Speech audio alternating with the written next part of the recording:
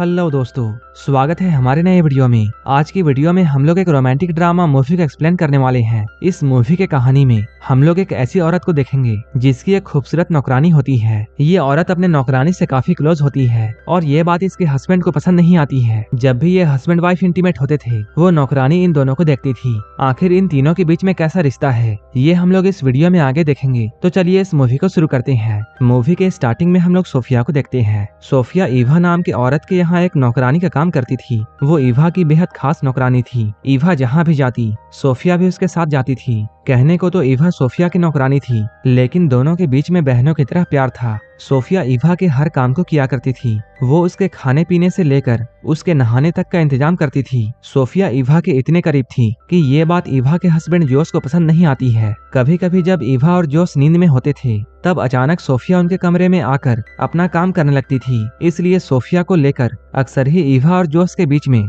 झगड़े होते थे। असल में बात यह थी कि कई सालों पहले ईवा का घर जल गया था। उस आग में ईवा की माँ और सोफिया के माता पिता की मौत हो गई थी, जबकि ईवा और सोफिया किसी तरह बच गए थे। इस हादसे के बाद सोफिया अनाथ हो चुकी थी, इसलिए ईवा के पिता ने सोफिया को गोद ले लिया और यहीं पर से ये दोनों बहनों की तरह रहने लगी। लेकिन सोफिया के माता पिता तो नौकर थे, इसलिए बड़ी होकर सोफिया भी घर के काम काज करने लगी। एक रात ईवा के पिता की तबीयत बहुत खराब हो जाती है और तब उन्होंने सोफिया से एक वादा लिया, चाहे कुछ भी हो जाए वो ईवा का साथ नहीं छोड़ेगी। एक दिन जब ईवा नहाने की तैयारी कर रही थी तभी सोफिया खास तरह की जड़ी बूटियां लाती है और उसे पानी में डालकर ईवा को नहलाने लगती है। लेकिन जिस तरीके से वो ईवा को छू रही थी ये देखकर जॉस को काफी बुरा लगता है। जॉस सोफिया से चिढ़ने लगा था, इसलिए वो सोफिया को अब बात बात पर डांटता है। इधर सोफिया अपने आप को खुश रखने की कोशिश करती। वो अपना ध्यान भटकाने के लिए तस्वीरों से भी बातें किया करती थी। ऐसे ही एक रात जब सोफिया अपने कमरे में जा रही थी तभी उसे ईवा के कमरे से आवाजें सुनाई देती हैं। वो यहाँ पर रुक जाती है।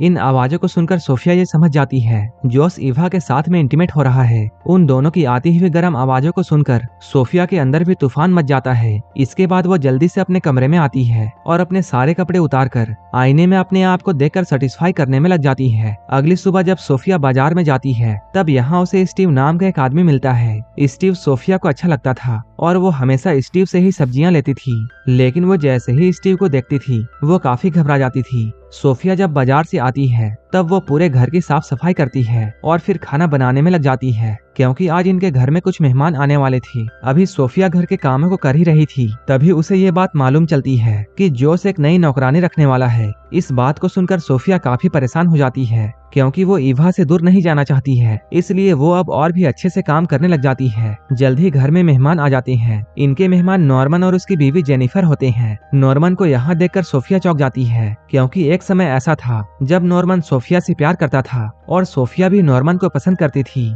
लेकिन ईवा ने उससे नॉर्मन को छीन लिया था। नॉर्मन के यहाँ आने से सोफिया घबरा जाती है और हड़बड़ी में गलतियां कर देती है, जिसे देखकर जॉस उस पर बहुत गुस्सा करता है और वो सबके सामने सोफिया को डांटता है। थोड़ी ही देर बाद मेहमान चले जाते हैं। अब जॉस और ईवा के बीच में हमेशा की तरह झगड़ा शुरू हो जाता है और आज भी इनके झगड़े की वजह सोफिया थी। रात में सोफिया जब अपने कमरे में थी तभी ईवा उसके पास आती है। ईवा उससे कुछ भी नहीं कहती है, बस चुपचाप उसके पास लेट जाती है। लेकिन सोफिया उसे देखकर ये समझ जाती है कि उसे अब इस घर से जाना होगा। अगले दिन जैसे ही सुबह होती है सोफिया अपना सामान लेकर जाने लगती है, लेकिन जॉस उसे रोकते हुए ये कहता है, मैं तुम्हें यहाँ से निकालना नहीं चाहता हूँ, मैं तो बस इतना चाहता हूँ कि तुम हर वक्त हमारे साथ मत रहो। जॉस के इशारे के वो समझ जाती है और वापस वो अपने काम में लग जाती है। इसके अगले दिन सोफिया नॉर्मन से मिलने के लिए जाती है। यहाँ ये दोनों बहुत सारी बातें करते हैं। नॉर्मन के पूछने पर सोफिया उससे कहती है, ईवा के पिता ने मुझे बाप का प्यार दिया था, लेकिन वही ईवा ने कई बार मुझे नीचा दिखाने की कोशिश की,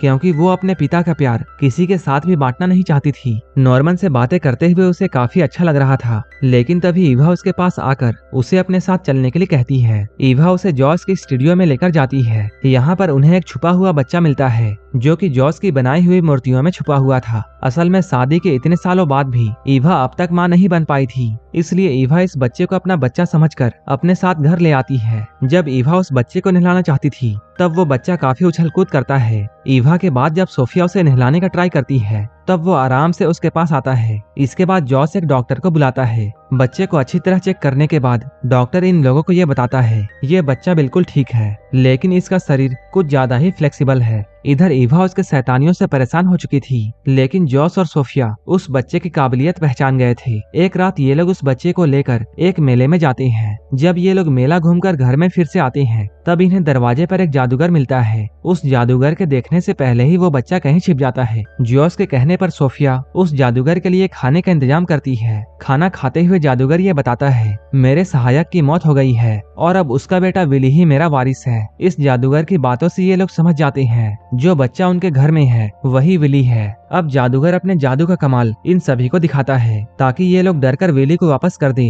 लेकिन जादूगर के लाख कोशिशों के बाद भी ये लोग उसे विली के बारे में कुछ भी नहीं बताते हैं। अब सोफिया विली का ध्यान रखने लगी थी, जिससे ईवा को उससे जलन होने लगती है। सोफिया ये सारी बातें नॉर्मन को बताती है। वो उसे ईवा को माफ करने की सलाह देता है। अब सोफिया फिर से नॉर्मन के करीब आना चाहती थी और इसलिए उसने अब नॉर्मन के घर में आना जाना शुरू कर दिया था। नॉर्मन से मिलकर उसके अंदर भी इंटीमेट होने की इच्छाएं जागने लगी थी। वो हर वक्त बस अपनी प्यास मिटाने के सपने देख रही थी। एक तरफ वो नॉर्मन के करीब आना तो चाहती थी, लेकिन वहीं इधर वो स्टीव के साथ में भी अपना अच्छा समय बिता रही थी। स्टीव से मिलकर जब वो अपने घर में आती है, तब यहाँ पहुंचकर वो एक पुलिस वाले को देखती है। ये पुलिस वाला जॉस का दोस्त होता है। वो यहाँ जॉस से कहता है, जादूगर पर बैंक लूटने का आरोप है और पुलिस को इस बात का शक है कि इस काम में एक दुबले पतले बच्चे ने बैंक लूटने वालों की मदद की है और पुलिस को ऐसा लगता है कि वो बच्चा तुम्हारे घर में है, इसलिए पुलिस तुम्हारे घर में जांच के लिए आ रही है। ये सुनकर जॉस और सोफिया सोच में पड़ जाते हैं। अब ये लोग उस बच्चे को खिला पिलाकर मोटा करने की कोशिश में लग जाते हैं, ताकि कोई भी उसे पहचान ना पाए। इसी बीच सोफिया को ये मालूम चलता है कि स्टीव उसकी एक सहेली से शादी करने वाला है। ये जानकर उसका दिल टूट जाता है। अब पुलिस जॉस के घर पर आती है, लेकिन उनके कहने पर जब विली को बुलाया जाता है, तब विली को देखकर पुलिस वापस जाने का फैसला करती है, क्योंकि जॉस और सोफिया ने उसे खिला पिलाकर कम्प्लीटली चेंज कर दिया था। अब सब कुछ ठीक हो गया था। विली के बचने पर सब लोग बहुत खुश थे। विली खुश होकर इधर उधर कूदने लगता है और सोफिया उसे पकड़ने के लिए उसके पीछे पीछे भागती है। इसी बीच उसकी नजर ईवा और नॉर्मन पर जाती है, जो एक दूसरे के गले लगे हुए थे। उन दोनों को एक साथ देखकर सोफिया का दिल फिर से टूट जाता है। वो उदास होकर बाजार की ओर जाने लगती है, लेकिन तभी स्टीव उसके पास में आकर ये कहता है, मैं सिर्फ तुमसे प्यार करता हूँ और अगर तुम हाँ कहो तब हम लोग शादी करके किसी दूसरे शहर में चले जाएंगे। वो स्टीव से शादी तो करना चाहती थी, लेकिन वो ईवा को भी छोड़ना नहीं चाहती है, इसलिए सोफिया उसे मना कर देती है। इसके काफी दिनों के बाद जॉस अपने घर में एक पार्टी देता है, जिसमें वो और ईवा सभी के सामने विली को गोद लेने वाले थे। ये देखकर पार्टी में आए सभी लोग ईवा की तारीफ करने लगते हैं, क्योंकि उसके पिता कायल ने भी सोफिया को गोद लेकर उसकी परवरिश की थी। लेकिन आज पहली बार सोफिया को ईवा के तारीफ से गुस्सा आ रहा था। वो यहाँ पर जॉस को ईवा और नॉर्मन के रिश्ते के बारे में बताना चाहती थी।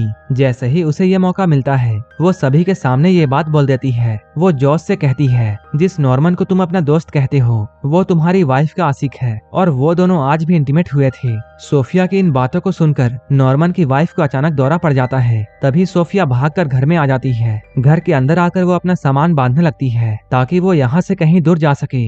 सोफिया को अब ऐसा लगने लगा था कि वो जिससे भी प्यार करती है, ईवा उसे उससे छीन लेती है। तभी ईवा भी यहाँ पर पहुँच जाती है। ईवा काफी गुस्से में होती है। वो सोफिया से कहती है, मैं माँ बनने वाली हूँ। ये सब नॉर्मन के प्रार्थना की वजह से हुआ है और इसलिए मैंने खुश होकर उसे आज गले से लगाया था। ईवा की इन बातों को सुनकर सोफिया को ये एहसास होता है कि उससे बहुत बड़ी गलती हो गई है और ईवा ने कभी भी उसे नफरत नहीं की थी, बल्कि ये सब तो सिर्फ उसका वहम था। जल्द ही इन दोनों के बीच की गलत फहमियां दूर हो जाती हैं, लेकिन तभी उन्हें यह पता चलता है कि घर में आग लग गई है। सोफिया इसके लिए खुद को जिम्मेदार मानती है, लेकिन जल्द ही वो खुद को संभालते हुए अपनी और ईवा की जान बचाती है। आखिर में ईवा के कहने पर सोफिया स्टीव से शादी कर लेती है और अब दोनों अपने परिवार के साथ में खुशी खुशी रहने लगते हैं और यहीं पर ये मूवी खत्म हो जाती है। ऐसे ही मूवीज के लिए आप हमें टेलीग्राम और इंस्टाग्राम पर फॉलो कर सकते हैं, जिसका लिंक डिस्क्रिप्शन में दिया हुआ है। और मूवी अच्छी लगी हो तब एक लाइक जरूर कर देना और ऐसे ही वीडियोस के लिए मेरे चैनल को जरूर सब्सक्राइब कर लेना। तो मिलते हैं हमारे नेक्स्ट वीडियो में।